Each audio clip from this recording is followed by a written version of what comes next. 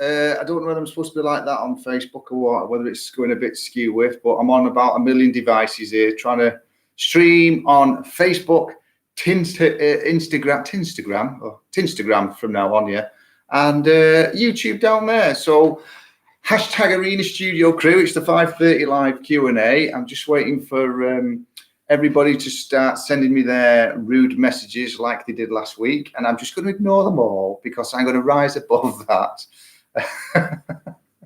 I just set myself up every week for this, don't I, unfortunately. So today is a double question that I've been asked about. First part of the question was to do with guitars this week, actually, but we can chat away. If anybody's got anything that you want to throw in, then throw it at me, and if I can answer it, I'll do my best for you. But the first part of the question today is, should I get my guitar set up? And the second part of the question is, how often should I change my strings? Now, the second part is a really tough one, to be honest. It's a bit of a tough question because that's relative to how often you play. But I can give you a few little tips and pointers on things that tell you when your strings are ready to be changed anyway. But when it comes to the setup, the first part, hello, who's waving at me now? Hello, Dick. How are you doing? Dick Watson, special agent. You all right? What's that that's flashed up? Yes. So there we go. Yes, we will not worry about that. Yeah, the first part of the question, like I say, is should I get my guitar set up? What's the point in getting your guitar set up? Well, you know, when you get a car, you have it serviced. It's a little bit like that, really. Most guitars, when they come out of the factory, aren't brilliantly set up. And years ago, most music shops would have a luthier who was a guy who would set the guitars up to the customer's requirements, and then they would take the guitar away and they would be in love with that instrument for the rest of their happy little lives. Whereas nowadays, mass-produced guitars are basically thrown on a couple of shelves in music stores. You pick it up, the action's all over the place, it rattles, it buzzes, there's things that aren't quite right. And it's just down to in my opinion, down to the Japanese when they flooded the market with some great quality guitars a few years ago, and your Fenders and your Gibsons had to compete price-wise. So luthiers' skills were neglected a little bit in the music shops. And nowadays, you know, being a guy that does a lot of repairs and setups and things for people on their guitars, keeps me busy. There's always quite a lot to do on them. And one of the things that you get is, you know, what it's doing is it's improving the quality of the playability of the instrument, as in strings, how high your strings are above the frets. I mean, this is probably about 1.2 milli above the 12th fret on the treble strings, which is quite, in the ballparks of being quite low, which is how I like the action, because I tend to be a guy that does a lot of sort of legato playing, that type of stuff. I like to do a lot of hammer-ons and pull-offs on me little shreddy style runs that I do. So for that reason, you need a good, what we call a fast or low action of the guitar, which is where everything is taken down. So normally I would be getting the grooves on the top nut there down to the bare minimum. So we've just got maybe 18th thou clearance is what I tend to go for. And then setting what we call the relief on the net, which is done with the truss rod. So I set that up to the factory recommendations for the guitar, depending on whose guitar it is. Pickup heights are all done and adjusted and set to the factory specs. And then the other things that I tend to look at is I've got a meter to test all the pickups, all the electronics, all the connectors for any dry joints. If there's any dry joints, they get sorted out as well. Fretboard gets oiled if it requires it. Frets are polished and all that type of stuff, good clean. And so it's basically a full service the instrument gets, and it's rigged up and set to play to your specification, really, because everybody plays differently. If you're an open sort of chord kind of guy, you're going to see that part of the fretboard is going to wear a little bit more. The frets are going to get a bit of a battering there. I can tell when I get some of the guys that come in, whether the blues players or what, from where they actually play a lot of pentatonic stuff. Like you tend to see a lot of the 12th to 15 frets get a bit of a battering with wear on guitars, which is caused by guys that like to play the E minor pentatonic on the 12th fret.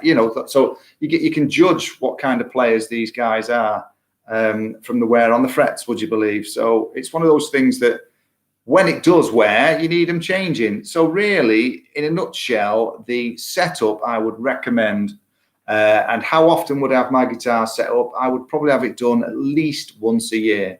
Ideally, I would have it set up in summer and then in winter, because humidity changes as you go through the year. So obviously wood's a breathing thing, and it starts to expand and contract, and you're basically looking after your guitar. So it's well worth the investment in a setup or a bit of a service on it, I think, just to make sure everything stays good. One of the big things I see with a lot of guys is who constantly dip in and out of different tunings, from maybe standard tuning down to, say, drop C or drop D, which when you do things like that, you're actually taking a little bit of the pressure off the neck. So you do find that the neck starts to fluctuate a little bit as well, is one of the common things I see. And then they tune it back up to standard pitch, and then they end up with a bit of an issue there. And so, you know, whatever your guitar is going to be tuned to, ideally, you need to have that guitar set up for that purpose, really. So there's a few little tips there that, yeah, without a doubt, I would. And same with an acoustic guitar, get that in, get that set up so it's easy to play. You know, the closer the strings are to the frets,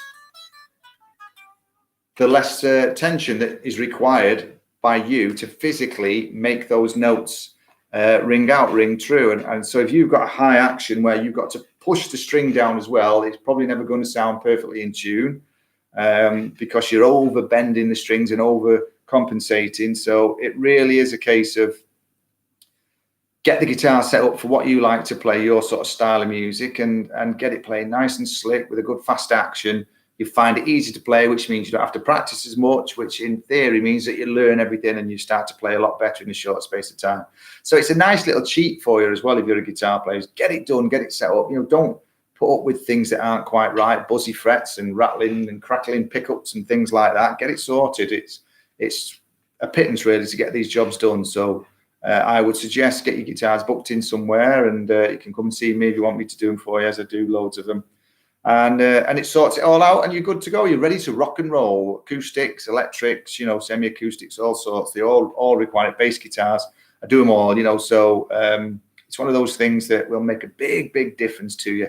Part two of the question: how often should I change my strings? Now that's a bit of a loaded question again. I hate loaded questions because it's really difficult to answer them, but it's there, so I've got to do it. So for me, years ago, when I was practicing hours and hours a day, I would change my strings every week. Would you believe? Friday was the day that I would change them, get a couple of gigs out of them at the weekend. But normally, before any gig, I would change the strings again. So if I was gigging on a Friday night, I would rehearse with a set of strings and then change them on the Friday. And then gigging on the Saturday night, the next night, I would put another set on again and bed those in. Just reduced, you know, it diminishes the chances of snappage and things like that going wrong. And then there's nothing worse than being halfway through a song, the string goes, and you've got to swap guitars, and it kills the moment for you as you're rocking away out there, you know. So that was an example of when I was playing constantly, day in, day out. I would say for most students that come to the studio, there's a pretty good way of telling, really. If you get hold of the G string, if you get hold of your G string, get hold of your G string now and just slide your fingers down it.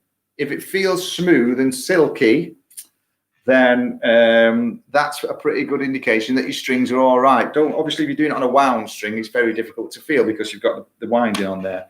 But on any of the first, second, and third strings, just run your fingers down them, and if it's nice and smooth and silky, then you're all right. You'll feel if they start to get tarnished, you'll feel the difference in the string. And that's an indication that they're starting to deteriorate, and I would probably change them. But for most purposes, I would say if you're learning guitar and you're practicing maybe 15, 20 minutes, half an hour a day, I would change your strings or get them changed maybe once a month, possibly, depending on how they diminish. What a great word that is. I've used that about 3 times tonight. Depending on how they deteriorate, maybe push it up to 6 weeks. But you'll notice that your tonality will change because when you change your strings, it goes great. You get this really good, bright sound again. And again, if your guitar's set up and it's all done. So, you know, this is what a lot of guys will do. They'll bring the guitars to me. I'll set them up and put a new set of strings on at the same time. So they're ready to go then. And then all you got to do is just change the strings, which is a pretty simple job. And again, if you can't do it, I can help you out with that. But every month to 6 weeks, I would suggest changing your guitar strings. If you like that bright new string sound and tone. If you leave it a little bit longer, you're probably not going to notice a great deal, apart from you just get this tarnished, sticky feel on them, the strings, and they will dull. The tonality will dull, and it's a bit of a light and a day thing, a bit of night and day when you change them, and you listen to the difference. So if you like to keep your strings good and look after your guitar, 4 to 6 weeks, if you're a beginner, is all right. If you're gigging constantly, like I was years ago, I would change them before every show, which becomes a bit of a dare-do. But it's that peace of mind that mattered. You could swing around that guitar on the stage, or really bend those strings, knowing that it's highly unlikely that you're going to snap. But I have done that where I've neglected. I've done it on a Friday night, changed the strings, left them on, gone out on the Saturday and snapped on them, rather than change. So I got a little bit, dare I say, OCD on the string front at one point, where I'd make sure that I've got a new set on every time I gigged. And it stood me in good stead. So it was great, really. It worked fine. That, I think, probably covers today's live Q&A. I can't think of anything else. You can check me out on all the socials. Have a look at the website, arenastudio.co.uk. I'm on Instagram. I'm on Instagram. Yeah, you Instagrammers there. And I'm on YouTube there, and I'm on Facebook there. Yes, you Facebook people. Yes, you can all check out the YouTube page as well. I'm putting a lot of new content on there, weekly videos and live streams and bits and bobs there. So I'm getting my act together, and I'll be chatting to everybody, not next week, week after. I'm not going to be here next week. I'm going on my little jollies for a couple of days. So I'm not going to have the opportunity to do the live stream next Wednesday, but there will be a video going up on YouTube of some stuff the following Friday. So I'm not going to neglect you, don't worry, and I'll make sure it goes on the Facebook pages, and possibly put some links on the Instagram page, so you all get plenty of me. Shame for you, really, isn't it? So like I say, hashtag Arena Studio Crew is the one that I'm plugging a little bit. And check out the YouTube pages, Facebook pages, and Instagram pages for each other. And send me your messages on any of these formats. And if you want to email me, it's info@arenastudio.co.uk. Anything to do with singing, anything to do with guitars, and anything to do with music production. Oh, quick one, actually. Well, I just remembered this. I will be making a little bit of an announcement in a couple of weeks about music production courses, which will be available. So you can actually come into the studio and we can work on a DAW of your choice. And we will give you grades in music production from grade 1 to grade 8.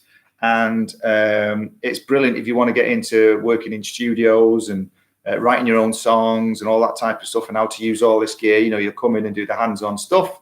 So that's going to be available in a couple of weeks, as I will update the website at some point and put all the full details on, where people will then be able to download a PDF with all the syllabus.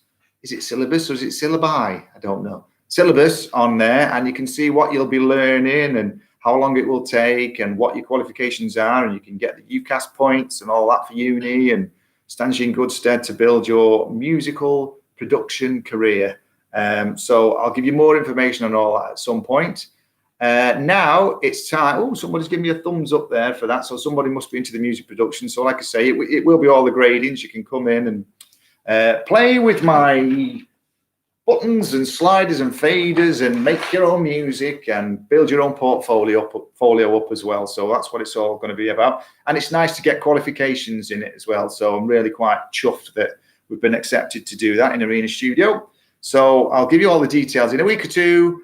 And I'm getting on my own nerves now, if the truth be known. I really am sort of getting fed up with myself. So I'm going to make a cup of tea before Emma comes in for her singing lesson. She's 12, Emma. She's got a great little voice, and she's working on Run by Leona Lewis this week. And it's ever so exciting because she's got this big, powerful voice that she's developing, and it's a pleasure to work with her. And she's coming in at 6 o'clock, so I've got 15 minutes for a cup of tea. All right, so that's about it. I'll see you in 2 weeks on the live stream, but there will be other content going on as and when.